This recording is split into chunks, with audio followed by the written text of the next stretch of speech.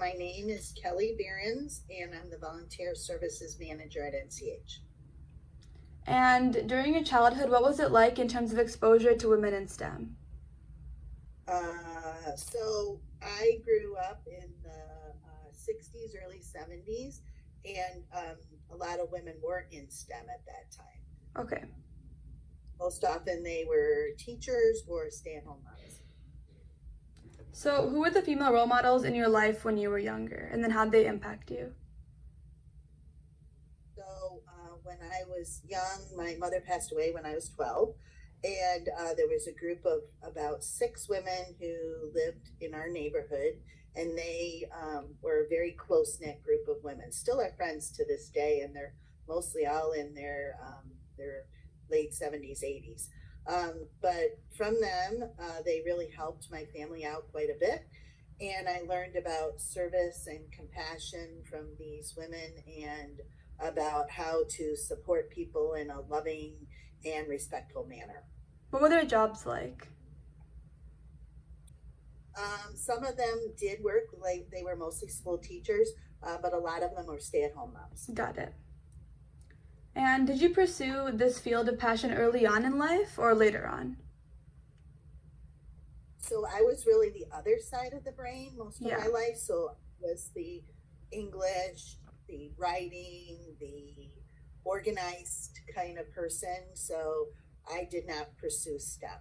I Okay. had a nun actually in high school that told me that I was not really very well equipped for STEM, and kind of soured me on STEM overall, because she said I would never make a chemist because I struggled in chemistry in high school.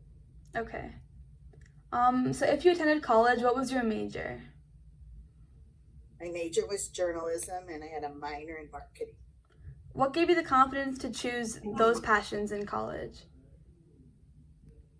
So when I went to college, I was always pretty good at writing, and I didn't really know what to do. I knew I didn't want to be an English major. So I had met somebody and they were pursuing journalism, and that's kind of how I fell into that major. So how does that translate into your work today in regards to applying those fields within NCH, sorry.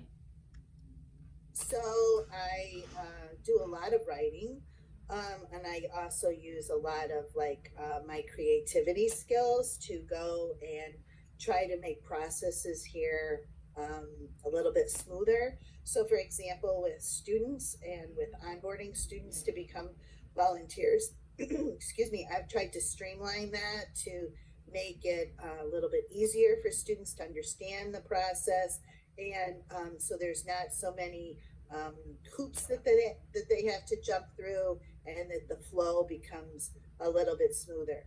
So I've done that through encompassing other student volunteers, to help me create some graphics, to help me create some videos that will go and kind of resonate more with this generation and make the process run easier. So can you describe what a typical day in your life looks like, including challenges you face as a female? So I don't have a very structured job. So what I come in with and try to do in a given day, I might get done, I might not get done. So I like to say that I am constantly spinning different plates and different roles.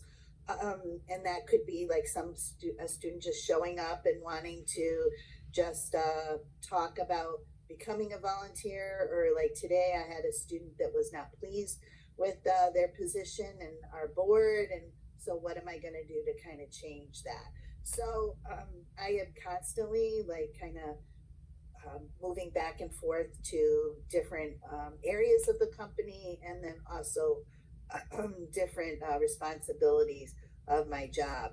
I wouldn't say that being a female is any different in that realm. Maybe if being a female makes it easier to build relationships with other parts of the company. But I would say in healthcare, there's a lot of females. So females in management here are pretty common, more than males. Do you feel like you interact well with males too, and within this field too? Yeah, I Okay. would say I interact well with females and with males. There's just not as many males. The males are really probably in the upper echelon of senior management. Okay. Is your current work or field male dominated? You said it's not. And then what challenges do you have to overcome to assert yourself in your work? Or what challenges did you have to overcome in order to get your position? So I started out what's called a coordinator, but I never really did the job of a coordinator. A coordinator is really just more like a paper pusher and kind of just moves things along. I always kind of did more than that, even when I started. So I started out as that, and then like 9 months in, I got promoted to becoming a manager. So the manager role um, involves I have one person who actually works directly for me, but then I manage like about 250 volunteers too. So it's different managing volunteers versus managing people Yeah. that work directly for me, because volunteers come in with all different kinds of motivations and why they want to get things done. I work a lot with students, but I also work a lot with adults who maybe have had a good experience at the hospital and then want to give something back to the hospital. What advice would you give young girls who want to pursue their passion within their career but don't know how? So I think a lot of times you're born with certain qualities, right? Yeah. You're born in a certain way, and that's what makes everybody different. And that was what honestly makes the workplace very interesting. But sometimes when you're young, those qualities, especially for a girl, will not be viewed positively. Like, say, you're maybe very confident or you're maybe very strong willed. In school, you're kind of taught to kind of go with the flow, right? You're taught to do things a certain way. You're taught to respect your teachers, whether they have the right opinion or the wrong opinion. And then um, if you don't do it that way, then you're really in a lot of trouble.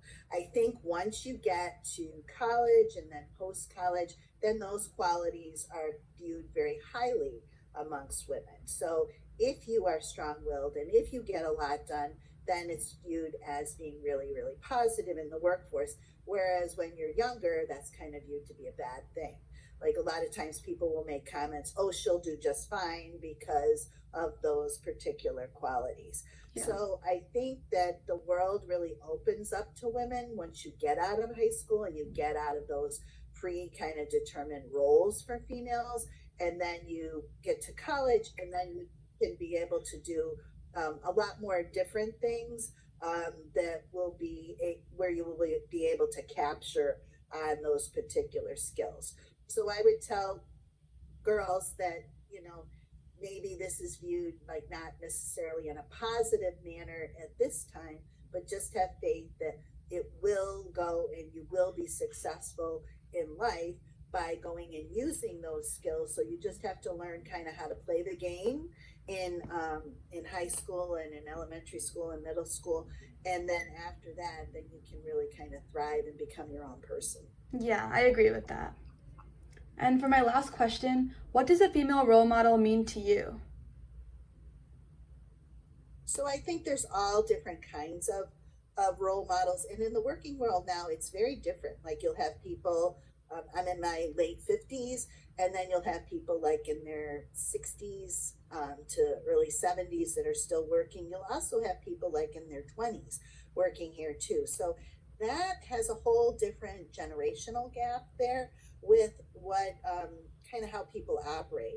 People in my era and also in the era kind of above me will do kind of anything that it takes to get the job done. I think people of the younger generation don't necessarily have as many social skills. They're used to constantly being entertained. They're used to constantly having immediate gratification. So a lot of times a complaint that I will get at the hospital is that people aren't busy enough. But the hospital and healthcare in general runs in peaks and valleys. So at some points you're incredibly busy, and then at some points you're not. And that's just the flow of the business. So I think that it's hard to work with sometimes younger people because they don't think that anything extra is expected of them. Whereas my generation just automatically puts in the extra and doesn't really think anything about it. So I think that's kind of generational. And I think that will also be a challenge as that age group, the younger age group, kind of ebbs and flows and gets more and more later and later in their career. We'll see kind of how that works out. Also, I think that so many people, especially in the younger generation, also work at home due to COVID, and there's a lot of interpersonal skills that I think have been lost in that. So I think that a role model would be, for me, somebody who has been successful in balancing their career, whether that be with parenthood or whether that be with just outside activities, and also being able to kind of keep work life family balance, because I think that's really hard to do. Yeah. And I think those were the people that will be the best role models. How did they do that? Why were they successful? Because also with technology, it's hard to just turn that off. Like, you can constantly be checking your emails. And like, for example, I'm going on vacation next week, and I'm not going to check my emails because I really want and I really need complete downtime. Yeah. And nothing urgent will happen in a week. But I think because we can get information so quickly and so fast, that's kind of sometimes the expectation we put on ourselves, and then also we put on that expectation from others, so they immediately expect a response. Whereas it can wait like a couple hours, and it won't be the end of the world. Yeah. So that's all my questions. Thank you so much for joining me today.